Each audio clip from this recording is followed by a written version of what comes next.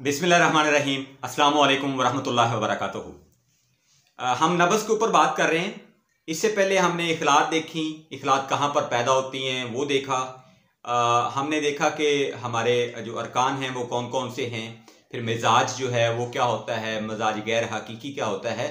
तो अभी हम नब्ज़ के ऊपर जो है वो स्टडी कर रहे हैं। तो इसके पहले जो व्लॉग बनाए उसमें मैंने आपको बताया कि नब्ज़ का मकाम कौन सा है और नब्ज़ की लंबाई या लेंथ जो है वो किस तरह से होती है। तो मकाम नब्ज़ में मैंने आपको बताया कि जो नब्ज़ ऊपर होती है वो खुश्की का इजहार करती है और जो नब्ज़ हड्डी के पास होती है वो तरी का इजहार करती है।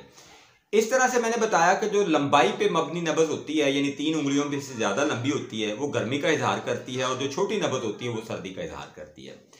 तो अभी हम आगे चलते हैं जी। नेक्स्ट जो चीज़ है वो हम देखेंगे। जो मैंने बताया था कि 6 चीज़ें हैं जिस हवाले से हम डिस्कस करेंगे। तो उसमें से जो तीसरी चीज़ है वो है जी कि नब्ज़ की जो मोटाई है वो क्या है। तो यहाँ पे बड़ी आसानी से आप समझ सकते हैं, बस चीज़ों के नाम जो है वो समझने होते हैं। तो जितनी नब्ज़ मोटी होगी वो रतूबत पर मबनी होगी और जितनी नब्ज़ पतली होगी वो खुश्की पर मबनी होगी। तो बड़ा आसान है इसको समझना कि अगर आपने नब्ज़ देखी है और वो मोटी नहीं है, नब्ज़ बारीक है, तो वो खुश्की की तरफ इशारा करती है। और अगर वो नब्ज़ मोटी है तो वो भरी हुई है रतूबत से। तो अगर इसको हम अब देखें, वही जो चीज़ें पीछे मैंने बताई थी, पैरामीटर्स बताए थे, और तीसरे पैरामीटर को अगर हम मिला के देखें तो फिर किस तरह से हम नब्ज़ को देख सकते हैं। सबसे पहले जी हमने मकाम मरज़ देखा। अब मकाम नब्ज़ देखा तो नब्ज़ ऊपर थी, मतलब क्या था कि खुश्की है। अब दूसरे नंबर पर हमने देखा कि नब्ज़ की जो लेंथ थी वो शॉर्ट थी, तो इट्स मीन कि वो खुश्की सर्दी यानी उजलाती साबी नब्ज़ थी यानी सुदा था। अब जब खुश्की सर्दी वाली नब्ज़ है तो लंबाई में उसकी जो मोटाई है यानी डाया है वो क्या होगा, वो बारीक होगा। क्यों बारीक हुआ? क्योंकि उसमें खुश्की भी है और सर्दी भी है, तो चीज़ें सर्दी और खुश्की से सिकुड़ती हैं, फैलती नहीं है, जबकि गर्मी से चीज़ें जो हैं वो फैलती हैं। तो ये बिल्कुल क्लियर बात है कि जो नब्ज़ की यानी जो हमारी आर्टरी है, जो पल्स है, जो नाड़ी है, वो मोटी नहीं होगी, वो बारीक होगी। तो ये बिल्कुल क्लियर आपका हो गया जी टॉपिक। और अगर नब्ज़ गुद्दी थी यानी दरमियान में थी मकाम के हवाले से, और उसकी लंबाई जो थी वो ज़्यादा थी, तो वो होगी जी गुद्दी उजलाती यानी सुफरा की नब्ज़। अब सुफरा की नब्ज़ जो है वो क्या होगी, बहुत ज़्यादा मोटी होगी या बिल्कुल बारीक होगी या फिर वो दरमियानी होगी। तो वो दरमियानी नब्ज़ होगी, यानी ना वो बहुत मोटी होगी और ना ही वो बहुत बारीक होगी, बल्कि वो दरमियानी होगी, यानी उसका डाया जो है वो मीडियम होगा। तो ये तो हो गया जी कि नब्ज़ की जो मोटाई है, यानी जिसको अर्ज़ नब्ज़ आप कह सकते हैं, डाया कह सकते हैं, मोटाई कह सकती हैं। आप अपनी ज़ुबान में इसको जो भी आप कहते हैं वो कह सकते हैं। लाजमी नहीं है कि जो तिब के अंदर अल्फाज लिखे गए हैं हु वहू ही आप बोलेंगे तो आपको समझ आएगी, चीज़ समझने की है। तो तीसरा जो पैरामीटर है वो नब्ज़ का डायामीटर है, नब्ज़ की मोटाई है। नब्ज़ का जो है वो आपने जांचना है कि वो नब्ज़ मोटी है या फिर पतली है। तो यहाँ पे बिल्कुल वाज़ेह बात मैंने आपको बता दी कि जो मोटाई और बारीकी है ये ज़ाहिर करती है खुश्की और रतूबत को। तो अब 3 चीज़ें आपकी जो है वो क्लियर हो चुकी हैं। तो पहली चीज़, खुश्की और रतूबत को जो कवर करती है वो मकाम है, यानी अगर मकाम ऊपर है तो खुश्की की नब्ज़ है और अगर हड्डी के करीब है तो वो तरी की नब्ज़ है। दूसरी जो खुश्की और तरी को चीज़ ज़ाहिर करती है वो नब्ज़ की मोटाई है। अगर नब्ज़ बारीक होगी तो वो खुश्की को ज़ाहिर करेगी और नब्ज़ अगर मोटी होगी तो वो तरी को ज़ाहिर करेगी। तो यहाँ तक मेरा ख्याल आप लोग को क्लियर हो चुका होगा। अब नेक्स्ट हम चलते हैं जी ठोकर, पावर, फोर्स, कुव्वत, ताकत। किसकी? नब्ज़ की। यानी जो हमारी नब्ज़ है उसकी जो ठोकर है, जिसको करा, ठोकर, कुव्वत, फोर्स, ताकत, कोई भी नाम आप ले सकते हैं, कि वो उंगली के साथ कितनी पावर के साथ जो है वो टकरा रही है। यानी आपने ऐसे अपनी नाड़ी के ऊपर या शरीयान उसके ऊपर आर्टरी के ऊपर या नब्ज के ऊपर आपने हाथ रखा, आपने ये जज किया कि उसकी जो ठोकर है वो तेज है या सुस्त है। तो तिब्बे यूनानी में इसको इस तरह से समझाया गया है कि जितनी ज्यादा ठोकर स्ट्रॉन्ग होगी, फोर्सफुली होगी, उतनी ही उस नब्ज में गर्मी पाई जाएगी।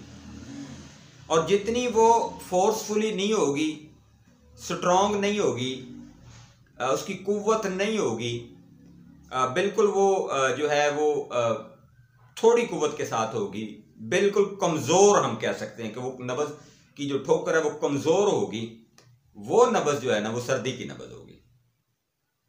इसको आयुर्वेदा में कैसे बयान किया गया है? आयुर्वेदा में ये कहा गया है कि अगर सुफरा है तो जो नब्ज की हरकत है वो मेंढक की तरह होगी, यानी छलांगे लगाती हुई नब्ज। और अगर वही नब्ज जो है उसमें सर्दी होगी तो वो बत्तख की तरह चलती हुई नब्ज होगी, यानी उसकी जो पावर है वो कुव्वत है वो नहीं होगी, उसकी जो फोर्स है वो वीक होगी। अब आपने चार चीजें समझ ली। पहला आपने समझा कि मकाम मरज कौन सा है, बहुत इंपॉर्टेंट है। दूसरा आपने समझा कि नब्ज की लेंथ कितनी है, तवालत कितनी है, एक उंगली पे, दो पे, तीन पे या इससे ज्यादा।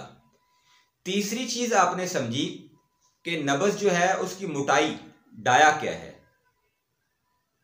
अब उसमें आपने फिर बड़ी मजीद स्ट्रॉन्ग चीजें समझी जो कि बड़ी इंपॉर्टेंट हैं। इसके बाद आपने देखा कि जो नब्ज है उसकी ठोकर क्या है, कराए नब्ज, ठोकर, कुव्वत, फोर्स, डिफरेंट नाम है। अब इन चारों को इकट्ठा एक्सप्लेन करने की कोशिश करते हैं कि एक मरीज है जी, उसकी नब्ज बिल्कुल हाथ रखते ही ऊपर है और लंबाई में वो 3 उंगलियां क्रॉस कर रही है और मोटाई में वो बिल्कुल बारीक है और उसकी जो कुव्वत या हरकत या हरारत है वो इंतहाई फोर्सफुली और वीक के दरमियान में है। तो नब्ज कौन सी नब्ज होगी? तो बड़ा सिंपल है। सबसे ऊपर क्या था जी, हमारा जो चीज थी वो थी खुश्की, लिहाजा पहला तो आपके पास आ गया जी, खुश्की आ गई। दूसरा, नब्ज चूंकि 4 उंगलियों से क्रॉस कर रही थी या 3 तक जा रही थी, तो दूसरी चीज आ गई गर्मी। दूसरा पैरामीटर आ गया जी गर्मी। अब वो क्या हो गया जी, खुश्की, गर्मी। अब तीसरी चीज क्या थी कि वो बारीक भी थी, ये भी किसका इजहार करती है, खुश्की का। और चौथी चीज जो है वो किस चीज का इजहार करती है, वो भी गर्मी का इजहार करती है। तो लिहाजा नब्ज कौन सी हुई, खुश्क, गर्म। तो इस तरह से तमाम पैरामीटर्स को आप जब इकट्ठा करेंगे तो आपको याद करने की जो चीजें हैं वो सिर्फ 2 हैं, एक खुश्की और तरी और दूसरा गर्मी और सर्दी। जो बेसिक अरकान मैंने बताए थे, मिजाज, टेम्परामेंट, फिर हमने उसके ऊपर जो है वो इखलात की बात भी की थी। तो बुनियादी तौर पर यहां पे जो समझने वाली चीज है नब्ज में, नाड़ी में, वो ये है कि आपको अगर ये चीजें क्लियर हो जाती हैं कि सबसे पहले मकाम नब्ज ऊपर है, दरमियान में है, हड्डी के पास है। जितनी नब्ज ऊपर होगी वो खुश्की का इजहार करेगी और जितनी नब्ज नीचे होगी वो तरी का इजहार करेगी। यहां पे 2 चीजें याद कर लें और सेंटर में जो है वो मीडियम होगी। फिर लंबाई के हिसाब से जितनी लंबी नब्ज होगी वो गर्मी का इजहार करेगी, जितनी छोटी होगी यानी कसीर होगी वो सर्दी का इजहार करेगी और जो दरमियान में है वो गर्मी सर्दी के दरमियान हो जाएगी। फिर तीसरी चीज, जितनी नब्ज मोटी होगी वो रतूबत से भरी हुई होगी और जितनी नब्ज बारीक होगी वो खुश्की से भरी हुई होगी। और फिर जहां तक फोर्स, पावर की बात है, तो उसमें अगर हम देखें तो जितनी स्ट्रॉन्ग पावर होगी वो गर्मी की होगी। अब वो या तो सफरा की हो सकती है या फिर खून की हो सकती है, क्योंकि गर्मी का अंसर जो है वो दो इखलात के अंदर है, गर्म खुश्क और दूसरा गर्म तर। तो या तो वो सुफरा की नब्ज़ है या फिर वो खून की नब्ज़ है। और इस तरह से अगर वो नब्ज़ की जो ठोकर है बहुत वीक है, कमज़ोर है, तो वो सर्दी की नब्ज़ होगी। तो ये तमाम 4 पैरामीटर्स जो हैं इनको हम अच्छी तरह से लिख लें, नोट कर लें, इनकी बार बार आप प्रैक्टिस करें, बआसानी ये चीज़ें आपको समझ में आ जाएंगी।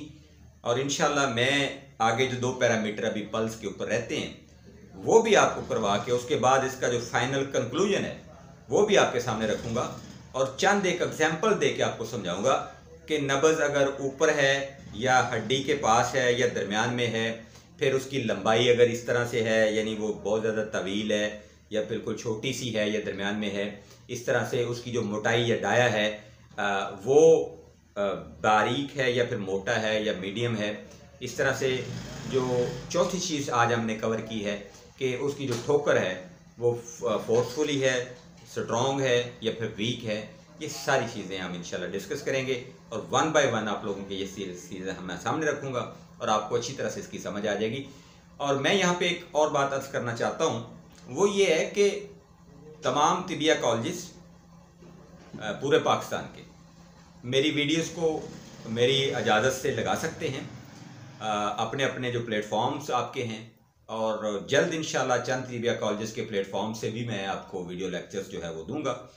और उसमें जो चीज़ें हैं वो हमारा जो सिलेबस है, जो हमारा फाज़िल तिब वल जुराहत का सिलेबस है उसको हम कवर करने की कोशिश करेंगे, जिसमें हम एनाटमी के ऊपर बात करेंगे, फिजियोलॉजी के ऊपर बात करेंगे, इसके अलावा हम कुलियात के ऊपर बात करेंगे, इसके अलावा कुलियात यानी फार्मूलेशन ऑफ मेडिसिन्स, फिर तशखीस के ऊपर तो हम बात कर ही रहे हैं।